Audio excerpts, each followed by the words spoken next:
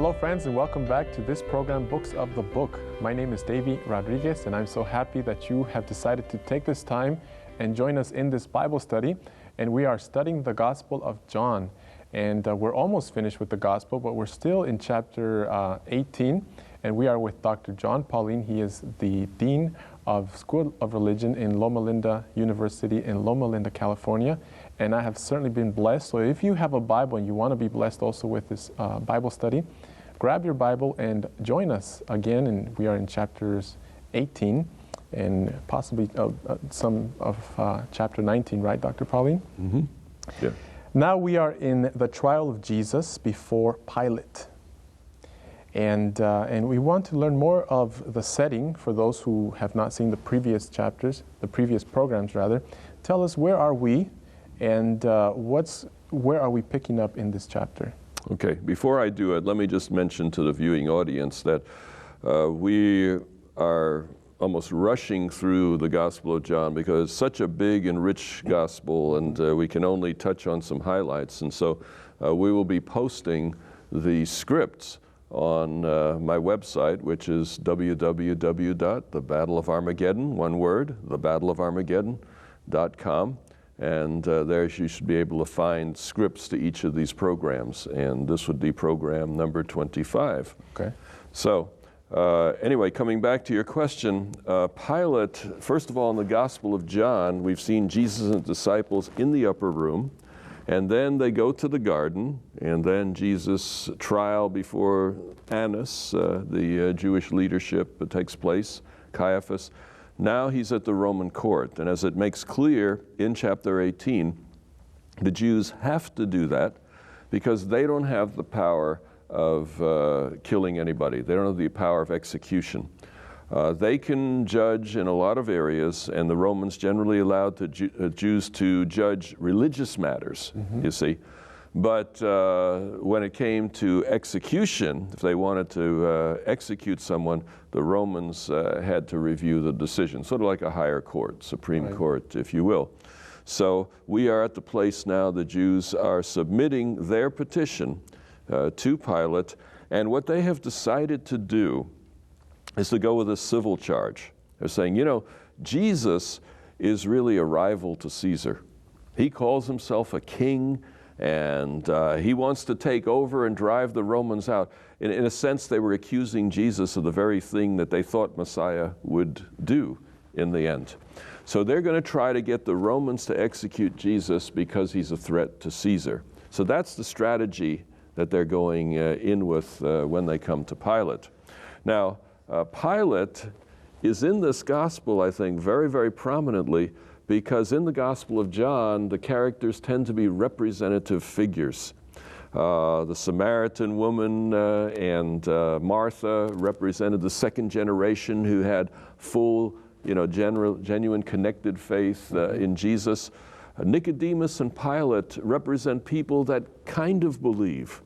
They come to see that Jesus is special, and yet they don't act on that belief. It's a partial, it's an inadequate kind of a faith. In Nicodemus' case, at least at the beginning. So Pilate's a representative of Rome and how Rome would look at these things, but he also represents that kind of a glimmering of faith that in the end doesn't bear fruit. Now politically, Pilate's in trouble right now. This was not good timing for Pilate. He became governor about 5 years before this. And from records of history, we realize that he got in trouble almost from the beginning. I sense Pilate was probably one of those secular people. He was only interested in this life. He was interested in the power of Rome, his place in it, and so on. Religion was of no interest to him. And you can see that in the story of John as well. So Pilate, in a sense, represents the perspective of people who don't have a biblical background, don't have a Jewish background, who simply come at things from the perspective of this life. When he became governor, among the things he did was to build an aqueduct for Jerusalem to bring a lot more water in for the temple. He thought that was a good thing. He thought the Jews would approve. But how did he pay for it? He paid for it by raiding the temple treasury, and that created a rebellion. In another occasion, he brought soldiers into the temple grounds who had standards on them. All the other governors had said, you know, take those standards off. They're like idols. You know, they were representing Roman gods. Take those off when you go into Jerusalem because it'll make the people upset. Pilate says, no, that's the way we march anywhere else. We're going to march in this way. And so he repeatedly offended the Jews, and it got so bad that it got even to Rome. And the emperor basically had said, Pilate, you either get control of the situation there or you're done. So Pilate is in a very vulnerable place. One thing he cannot afford to do is to offend the priests. So even if he wanted to release Jesus, and it's clear in John's story that he does, even if he wants to release Jesus, he needs to figure out how to do it in a way that doesn't undermine his rulership there, because the emperor is about done with him. He's about ready to go in another direction. So Pilate is someone who wants to do the right thing legally. That's his mission here. But he's not interested in doing the right thing spiritually or religiously. He's going to do the right thing. The law says it. I'm going to obey the law, etc. But when religion comes into play, he's not interested. So that's sort of the background here. And take a look at verses 33 through 38, and we see how Pilate speaks to Jesus in that regard. Then Pilate entered the praetorium, called Jesus, and said to him, "Are you the king of the Jews?" Jesus answered him, "Are you speaking for yourself about this, or did others tell you this concerning me?" Let's stop there just for a moment. You see, Pilate is doing the judge thing. When the Jews come to him, he says, "What charges are you bringing against this man?" That's, you know, what are the charges? It's a simple legal question. So when Jesus comes to him, he says, again, the legal question. You're being accused of being king of the Jews, are you? You know, are the charges true? That's the legal question. Jesus turns the tables on him. Notice what he says. Is that your own idea, or did others talk to you about me? So Jesus is trying to witness. He's turning this into a spiritual opportunity. Once again, like at the foot washing, he's got all these things to look forward to that are miserable. I mean, the next day is going to be horrid, you see, or the next few hours, actually, at this point. Instead of thinking of himself, he's thinking of Pilate as a human being that he wants to save, that he wants to spend eternity with. And so he says to him, now, am I the king of the Jews? Depending on how you're asking that question determines how I'll answer. If that's a spiritual question, are you really the one that God sent to save the world? I'll answer you that way. If you're asking just, you know, in a political sense, then I'll answer differently. So Jesus gives Pilate an opportunity to go spiritual. And we see what Pilate does with that in the next verse. Pilate answered, "Am I a Jew? Your own nation and the chief priests have delivered you to me. What have you done?" Jesus answered, "My kingdom is not of this world. If my kingdom were of this world, my servants would fight, so that I should not be delivered to the Jews. But now my kingdom is not from here." Okay, look at this. This is a very believable dynamic. Yeah. You know, I mean, it's something I think we can get into right away. Pilate is saying, "Look, yeah, come on, let's cut with the rest of this stuff. I asked you a question. Are you the king of the Jews?" How does Jesus answer? Yes and no. It's not a yes or no question for Jesus. Remember, John is always working at both of those levels too. Right. So Jesus is saying, I am a king, but not the kind of king you're thinking of.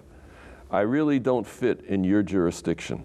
So he's basically saying to Pilate, no, the kind of king I am is not relevant to what you're concerned about. And so notice the Peter role in here. He says, if I were a king, Right. my servants would fight to keep me from being arrested. Peter was actually undermining Jesus' argument at this point.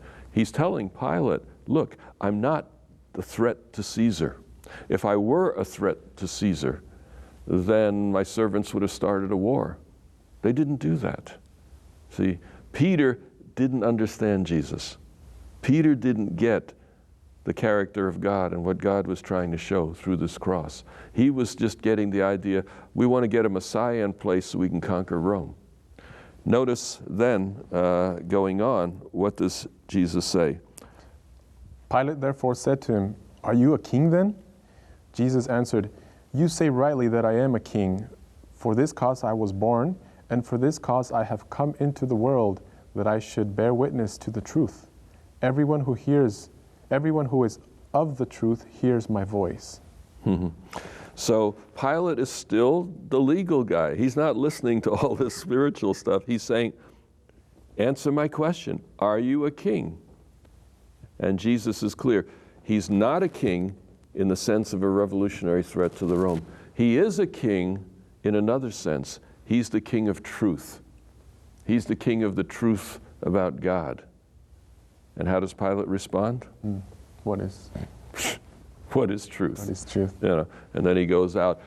Did Jesus convince Pilate that he wasn't a threat to Rome? Yes, he did, because what does Pilate say? What is truth? He went out again to the Jews and said, "I find no basis for a charge against him." So the priests were trying to operate on the charge that Jesus is a threat to Rome. Pilate is clear. Jesus is no threat. Right. That's a ridiculous charge. Now, it seems that Pilate is in a difficult position because he's not trying to displease the high priest, and at the same time, as you said, he wants to do things legally. And it just and you said that Jesus is taking this opportunity for a spiritual message there. Reminds me of Paul before I think it was King Agrippa. And he took that opportunity to testify. Even the king said, "Are you persuading me to become a Christian?" You know. And in this case, Pilate, you know, that is his question. You know, there's that spiritual battle now. He has to make that decision and accept that he is a king. See, he's in trouble with Rome. Right. And he's in trouble with the Jews. And he wants to do the right thing legally. He recognizes that Jesus is innocent of any political charge. And because he's innocent of any political charge, he should be released. That's the right thing to do. And Pilate wants to do the right thing. But at the same time, he needs to release Jesus in a way that the Jews can accept, or he may lose his job. And the problem is governor. that the only way is death. That's what the Jews want. That's what they want. So Pilate really wants to release Jesus, but he has to do it in a way that the Jews can accept. So one thing he tries is the Barabbas experiment, and hoping that maybe the crowd would choose Jesus, and then he can be done with the whole situation. When that doesn't work, then he says, well, let me have Jesus flogged and then bring him out, and maybe that'll excite the sympathies of the crowd, and then maybe they can let me release Jesus. Well, that doesn't work either. And so it is clear that things are going to have to take a different turn than what both the Jews and Pilate brought to this. And we'll get to that different turn after the break.